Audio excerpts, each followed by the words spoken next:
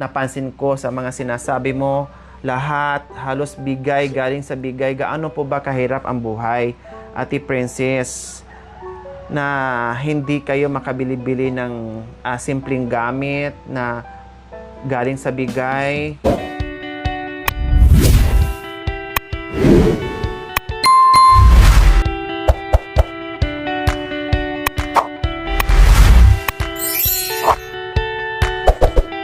Ay, so Ate Princess, nababanggit mo sa akin, ayan na naman, no? Yung kapatid niya ang inaano niya, no? Opo, kawawa nga ito eh. Diyos ko, kawawa talaga yung bunso. Yung kapatid niya ang nadalas niyang inaano. Hindi siya naninira ng mga gamit. Opo. Ito lang kapatid. Hindi siya, tawag nito, hindi niya sinasaktan yung sarili niya. No? Hindi niya sinasaktan yung sarili niya, hindi siya naninira ng gamit, pero yung ading niya ginagawa talaga niyang ano, kawawa talaga. Diyan ka muna. Binubugbog niya yung kapatid niya. Pwede ko po na ipasyal po. O sige, pasyal mo muna, iikot mo muna. Kanina nagwalis ka, naglinis ka, nagligpit ka. Pagkatapos mong guntingin ang kapatid mo, tapos ngayon naman ay nagwala ka na naman. O sige, ipasyal mo muna. Pero hindi naman niya kinakagat? Hindi naman. Bantayan mo talaga, ha? Kasi tinatadya ka niya. Kawawa. O sige na. Pasyal na kayo para makapasyal. Wala, iwan ka lang, iwan ka. Kuya. Labas kayo, papa. Bili kayo bike. Tara na. Ayan. Kasi may sumpong mga kabayan, inuumbag si kapatid niya.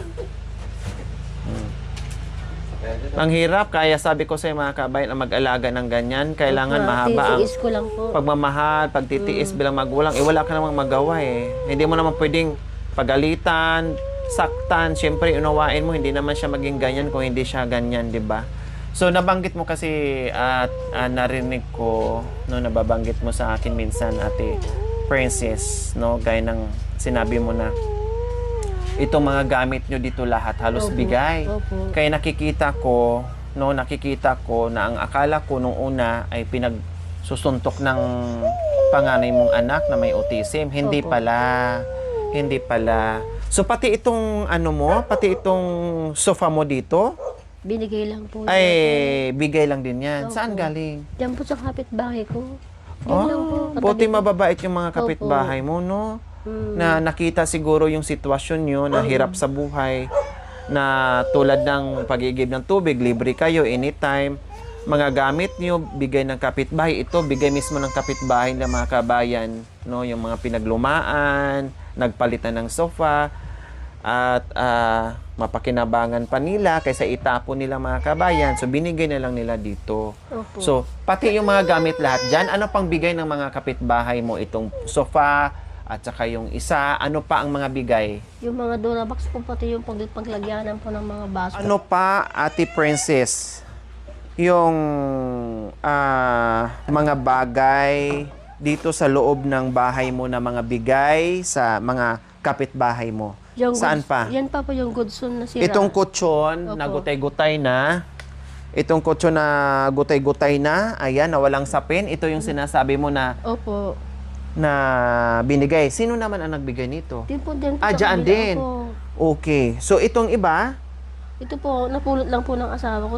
Nilagyan ko lang po ng ganito. Oh. ito napulot ng Asawa ko po. asawa mo. Oh. Saan naman niya ito napulot? Yan po sa tabi ng kalsada, ate. Sa tabi ng kalsada. Opo, nilagyan ko lang po ng ganyan. So, pinulot niya, tapos nilagyan mo lang ng sapin. Opo, nilaban ko pa. Oh. Pinagtsatsagaan lang po O, namin, tapos ate. itong carpet, Galing po sa tita niya, pinamigay din sa amin. pinamigay din. Itong banig nyo, Then lang po sa kabila din. sa kapila din. Opo, binigay po. Pati Sa yung- kapitbahay. Opo, pati O, yung- itong mga unan, ito, Ginawa ko lang po yan, ate. mga damit-damit na luma na yan. Opo. O katulad nitong mga Durabox, ayan, na akala ko binugbog ito ng anak mo Hindi or po. sinira ng anak mo Binigay or po sa kinarate. amin yan. Ha? Binigay lang po sa Bigay amin. din. Opo. Itong ano ba to? Bible po yun. O kanino naman to galing? Itong Bible na makapal. Sa akin po yan sa simbahan namin. Sa simbahan. Tapos ito, pati ito. Opo. Yan po yung Durabox ng papa kong naiwan sa akin. Itong minana mo sa papa mo. Tapos ito sa kapitbahay. Opo. Tapos ito naman, Diyan lang po sa kapitbahay din namin. dyan Binigay din po sa kapitbahay. Ano ba yan? Binigay o pinulot talaga? Binigay o Binigay po pinulot sa nyo? akin. Binigay talaga. So ayan po mga kabayan, 'di ba? Naitanong ko kasi 'yan kasi nga may anak na silang autism. Akala ko sinira ng anak niya kasi may mga ganun anak no, hindi naman nila alam 'yon sa may mga sakit na may autism po mga kabayan. Kapag sinumpong sila, nagwawala sila. Hindi. So ayan yung iba nakakahon na po mga kabayan. So ayan yung anak ng sofa doon sa labas, no, na medyo kahit papaano ay maupuan pa siya. O paano itong lamesa naman? Saan naman ito galing? Dito pa, Oo. doon po sa kapatid ng asawa ko, binigay ko sa akin. Binigay din sa iyo. Opo. Yung kaldero nga Kay minana ko po kay tatay minana ko mo yan. kay tatay mo. Wala ka ng mama? Buhay pa po pero may asawa siyang iba. Nasaan nakatira? Wala po siyang pakialam sa amin. Saan na nakatira? Doon po sa malapit po sa Santa Maria ate. May tatay ka pa. Buti hindi siya nakatira dito. Ay, may nanay ka pa. Buti hindi siya nakatira dito. Po, may sarili siyang asawa. Ay, mayroon siyang ibang asawa ate. So, doon siya tumira sa Mm. asawa niya. O mainam. Kasi siya nag-asawa siya, ay doon siya titira. So, ito binigay ng tatay mo. Opo. Pinamana talaga sa tatay mo. Opo. Buti hindi hinabol ng mama mo or binigay na rin ng mama mo. Binigay rin po sa akin. Kaya sinaawa Mabait sila. naman din pala ang nanay mo. Ganun talaga, hindi natin mapipigilan, hindi naman natin maibigay yung gusto nila, kaligayahan nila. Ang importante, itong bahay ay kayo ang nakinabang at pinamana sa inyo. Yun yung mahalaga doon, di ba? So, itong lamesang isa, Galing po din po sa hipag ko rin, yung asawa ng kuya ko. Binigay niya dito sa amin. so halos mga nila mga kabayan, halos mga gamit nila ay mga gutay-gutay na. Pati itong lagay ng Baso po. Binigay Pinggan. Po, binigay po ng tita ng asawa ko dun sa kabila. binigay din. Pati po, Kaya pinggan, mga pinggan. gutay-gutay na mga kabayan kasi pinaglulumaan na, no, na halos itapon na, pero sa kanila mga kabayan ay pwede pang gamitin, pagtiyagaan para may lagayan, o pati nga itong sangkalan mga kabayan, no, ay talagang wala, halos lahat ng gamit ng mga kabayan ay mga antique na. Akala mo umabot na ng 100 years old ang mga kagamitan nila mga kabayan, no? Dahil mga bigay. Bakit gaano ba kahirap yung buhay, Ate Princess? Mahirap Na talaga, kahit ate. napansin ko sa mga sinasabi mo, lahat halos bigay, galing sa bigay. Gaano po ba kahirap ang buhay, Ate Princess? Na hindi kayo makabili-bili ng simpleng gamit na galing sa bigay, kaya pinagtsatsagaan nyo, kahit para sa iba ay basura para sa kanila, no, or binabasura na nila, pero sa inyo ay malaking bagay pa rin na magamit nyo dito sa loob ng bahay. Katulad dito, sabi mo, yung itong foam na gutay-gutay na iba na ang kulay, sabi mo, napulot lang to ng asawa mo dyan sa Opo. tabi ng kalsada. Pero sa tingin nyo, ay mapakinabangan pa, ay pinulot at nilagyan ng sapin at ito nga ang hinihigaan nyo. Kahit alam, delikado na kung tuusin dahil malalanghap ng mga bata mo. Itong mga nagkapudpuran, katulad nito, walang sapin. No, ang pudpud nito at may hika ka pa, delikado ito sa iyo. Sira na No? nga, ate ko. Sirang-sira Oo. na. O, ayan, no. O, delikado yan, number 1, na sa sakit mo, na hika, na nalalanghap mo, no? Pag umiga kayo dyan at sa mga bata, magkakaroon din ng sakit o magkakahika din sila dahil sa nalalanghap at sa hinihigaan Ayun nila. lang, ate, gusto ko nga mabago lahat ng mga gamit ko dito. Yun lang, wala po. Hindi ko po kaya ng asawa ko. Tapos po yung budget namin. Kahit gusto mo mambaguhin ang mga gamit niyo, hindi lang magawa-gawa. Hindi. Dahil ang kita ng asawa mo ay hindi sapat para lang sa pagkain na kalaan. Minsan kulang pa, parang ganon, Ate Princess. Opo. Bakit naiyak kayo, Ate Princess? Naiyak po kasi ate, yung mga gamit ko lahat sira-sira. Gusto ko lang po mabago lahat ng mga gamit ko sa loob ng bahay namin.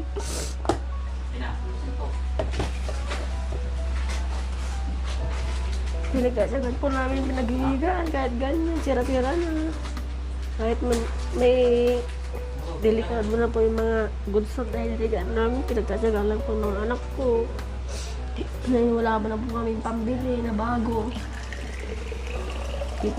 Tapos naman po yung kinikita ng asawa ko. Nasa mahigit 100 lang, kulang pa. Pambili ng bigas, ulam, gatas ng anak ko. Ngayon ang nitulong niya sa akin. Sa awa ng Diyos. Karaos din kami. Kunti. Sana din balang araw at mabago lahat talaga ng mga gamit namin sa loob.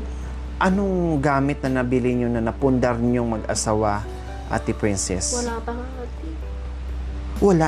Itong mga gamit na nasa loob ng bahay nyo, ay lahat yan ay galing sa pulot, galing sa bigay? Opo. Wala kayong natandaan na bumili kayong mag-asawa na galing sa kita ng lakay nyo? Kahit man lang isang kutsara, baso, wala. Ay, Lahat meron- talaga na ano. Meron po ate yung paglagyan namin ng kutsara noon, kaso lang nasira. Tinapon ko na, binigay ko ng tita niya yun, kulay blue. Nasira po kasi yung ganito niya, nabasag. Kaya, may nagkataon naman po ate na nagbigay yung tita niya ng ganito. So may pinalit kayo. Pinalit ko Pero sa ngayon, dito sa loob, ay wala talaga. Wala kayong napundar sa sarili nyo. Puro bigay Opo, ng kapitbahay, kamag-anak, pulot. opo. Yan po ang mga gamit nyo ngayon. Grabe mga kabayan, no? Gusto mo daw niyang bumili, paunti-unti ng gamit. Kailan po, paano daw, 100 ang kinikita, mahigit 100, nagbaboundary pa, no? Plus, naguhulog pa sa pedal nilang 4,000, hinuhulugan at matatapos na itong buwan ng Marso, no? At pagkain pa nila araw-araw at para pa sa mga anak po, mga kabayan. Diba? Pati nga po yung electric pan namin, bigay lang din ng ate ko yan. Pati itong electric fan na antique na rin ay bigay din sa Ate ko po, ate mo. may sakit. So minsan, Ate Princess, anong napapag-usapan nyo ni Kuya Jerome pag umuwi siya galing sa sa pagpapasada niya? Sabi niya sa akin, ate, pag darating siya dito sa bahay, sabi niya sa akin, ma, kailan kaya magiging bago yung mga gamit natin sa bahay? Puro sira-sira na. Sana may tumulong sa atin na taong mabait sa atin, taos pusong tumutulong. Magkakaroon din yan pa. Hintayin mo lang, sabi ko sa kanya, ate. Ayun, nagkataon naman po na may tumulong sa amin. Kayo po, biyaya po.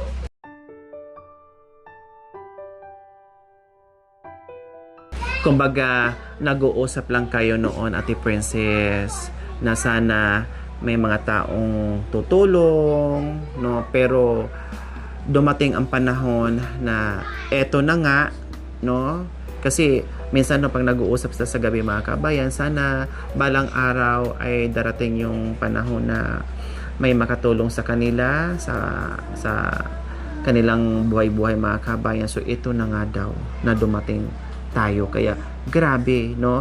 Dama mo yung bawat patak ng luha ni Ate Princess, kung gaano kasaya yung puso nila, kung gaano sila na-appreciate yung kung gaano nila na-appreciate yung nangyayari nila ngayon sa buhay, 'di ba? So umpisa pa lang yung mga kabayan, at lalong-lalo na sa panahon ay ilang araw na lang, ilang tulog na lang ay hawak na nila yung mismong motor, brand new with sidecar po, mga kabayan, na magagamit ni Kuya Jerome. Maraming salamat po sa inyo.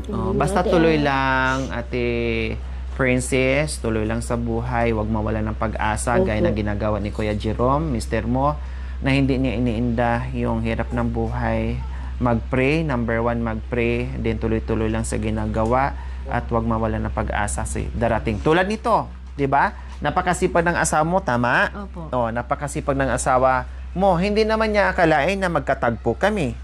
Hindi naman niya akalain na sa pagpapahinga niya doon sa isang malaking puno, no, dahil nagpahinga siya sa sobrang init, Opo. ay hindi niya akalain na meron palang tao na naggasolina doon at tumambad sa akin yung mister mo na nakita ko. At habang nagagasolina kami, sabi ko, gusto ko lapitan nyo yung tao na yan. Gusto ko yan ang sasakyan ko mamaya. Gusto ko yung tao na yan makakausap ko mamaya.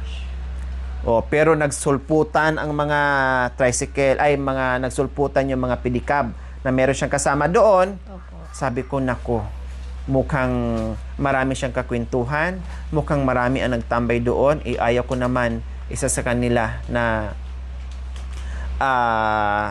magtampo. Kaya ang ginawa ko, sige, mamaya-maya na, baka aalis sila. Pero nagtagal sila, ginawa nilang pahingahan doon, hanggat hindi na ako nakapag-antay at sabi ko, okay, sige. Maghanap tayo ng iba. Maghanap tayo ng iba at ang gagawin natin, no, maghanap tayo ng iba, ang gagawin natin, ikot tayo doon sa kabila. Tamang-tama, no? Pag ikot tayo sa kabila, ang mukha din niya ang tumambad ulit sa akin. Sabi ko, sige, balikan na natin yan. Ikutan na natin yan. Kasi talagang para sa kanya. Kasi nandoon na yan sa malayo eh. Tapos kung kailan tayo naghanap ng ibang mukha, ay bigla naman tumambad ang mukha niya. Talagang para sa kanya. Kaya hindi ako nagkamali. Kasi meron palang isang anak na may autism. Opo. No? Si Kuya Jerome.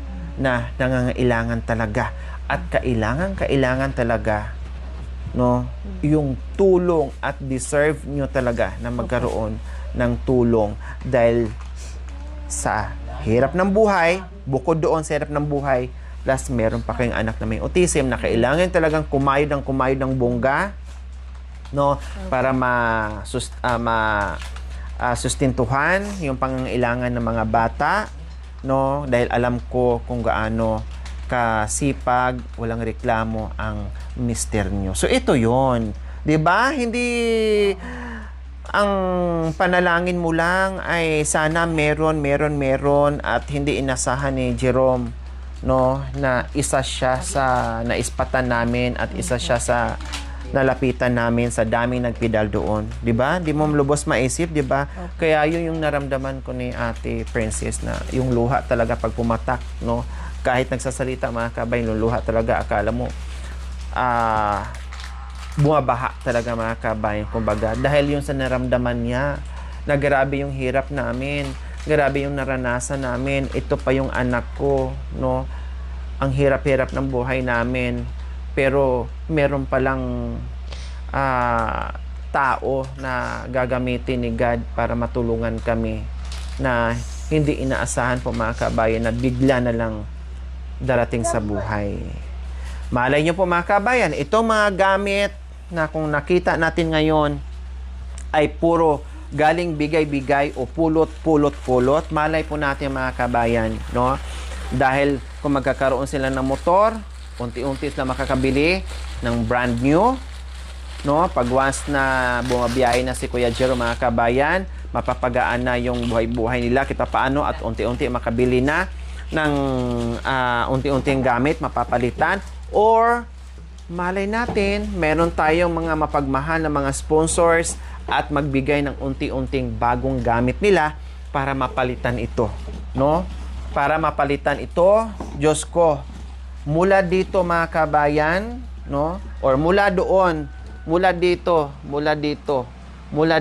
bukod sa tubig, no, mula dito mga kabayan, pagpasok mo ng bahay ay wala kang matinong makikita na mga kagamitan ni Ate Princess and Kuya Jerome. Wala kang makikitang matino. Lahat po talaga basag, durog, no, gutay-gutay na, o katulad nito mga kabayan, binaliktad na lang dahil hindi na swak at natanggalan na ng mga cover at nakagoma-goma na lang, no? Ito, ganun din, warak-warak na. So, ayan. Oh. Wala po talaga. Wala kang makikitang maayos na gamit dito sa loob ng bahay si Ate Princess. Mapahigaan nila mga kabayan. Ulitin ko, delikado to kay Ate Princess. Mas mainam pa na magsapi na lang ng karton, no, at banig kaysa dito sa foam na durog na, pulbo na, magkakasakit ang mga bata sa baga, malalanghap nila, no, magkakasakit sa baga, kawawa, dahil pulbos na yan, nalalanghap ng bata yung mga kabayan, at gumagamit sila ng electric fan, sumasabog, kahit nga ngayon yan mga kabayan, sumasabog, hindi lang natin nakikita, no, may pulbo ng foam ang nililipad ng electric fan mga kabayan na nalalanghap natin ngayon dito, no, na sumasabog mga kabayan. Wala. Kaya Ate Princess, advice ko lang ha, habang tayo ay patuloy sa pagdadasal, no, huwag mawalan ng pag-asa. Itong mga ito pwede to, kahit gutay-gutay yung carpet mo, okay lang yan. Pero itong mga foam mo, alisin mo na yan, ha? Hindi baling mag-cartoon ka na lang. Hahanapin naman po yung anak ko eh. Hahanapin to ng anak mo? Opo, pagigigaan niya, dalawa sila. Iyak yung panganay ko, magwawala. Gusto ko nga rin magkabili ng ganitong bago ate para may gaan ang anak ko. Ganyan mo, sira-sira. Uy, wag anak. Hindi, okay lang. Okay lang. O, tinan mo, kinakarati ako, o pati mama. Oo. Wala ka, Pero kanina niyayakap niya ako. Tinamaan mo na yung ni ate. Hindi, okay lang. Oh, hindi naman niya alam yan. Oh, ganun siya. Kanina niyayakap ako, no? Tapos inuumbag. Tapos ngayon naman biglang tumayo, inuumbag na naman ako. Banig mo. Iyan san ang ibaba mo, Ate Princess. Kahit ito nasa ilalim, ito talaga wag mo na to. Ito may sapin pa kahit papaano. Ito talagang pulbo na, durog na talaga Wala siya. naman po kami higaan paggabi ate. Ayan. Kahit mag-cartoon muna temporary, no? Kasi malalanghap. Lalo na meron kang hika. Malamig po kasi yung simento te. Or lagyan muna ng karton kahit karton, ha? Na hindi malanghap. Tingin na lang po ako sa kapatid. Oo, karton, kahit lagyan mo ng karton yan, kahit paano na hindi malanghap ng mga anak mo at lalo ka na din na meron kang hika. Opo. Kasi ang mga bata ngayon, hindi mo pa alam yan. Pero magulat ka lang, baka mamaya magkaroon ng sakit sa baga. 'Di ba? So, ayan po mga kabayan, no? Naano ko lang, napakita ko lang po sa mga kabayan kasi nga, sabi ko, marami silang gamit ni ate. No, kaya lang nasira sa anak niyang panganay na may autism. Yun ang iniisip ko nung una. No, kasi may nakikita nga po ako may autism mga kabayan na yung iba, kinakagat nila yung nanay nila, yung tatay nila, sinasaktan, no, naghahagis ng mga gamit, naninira ng mga gamit. Ito hindi naman daw. Pero ang ginagawa niyang panchimbag ang ang ading niya mga kabayan. No, ako nga minsan lang dito nauumbag din eh, no? Pag hindi ka makabantay, nako. 'Di ba? Maputukan ka ng matris. Pag hindi ka Oo. Muntik nang pumutok yung matris ko, Ate Francis. Muntik na nabasag. Muntik nang pumutok ang matris ko mga kabayan. Diyos ko. 'Di ba? Badga na. Buntis pa naman na ako ng isang araw. Tapos Isang araw lang, te. malaglag pa. Oh, buntis ako isang araw na. Oh, so ayan po mga kabayan, kaya natanong ko lang po 'yon ay dahil sa nakita ko, no. Yung pala puro bigay at puro pulot, kaya nagkaroon sila ng gamit. Wala silang naipundar na galing sa pinagpaguran ni Kuya Jerome dahil napupunta lang sa importanteng bagay na unang pangunahing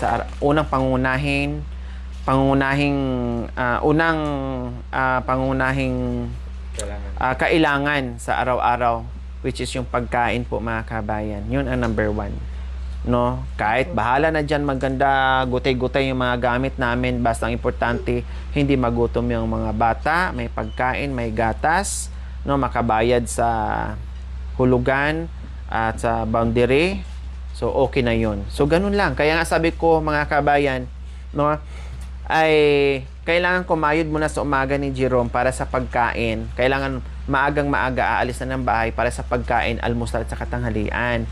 Then after tanghalian, magpahinga lang ng ilang oras, alas 3 ng hapon, lalabas na naman, or alas 2 ng hapon, or alas 3 ng hapon, lalabas na naman para maghanap buhay na naman, mamamasada na naman, para pagkain na naman sa hapunan.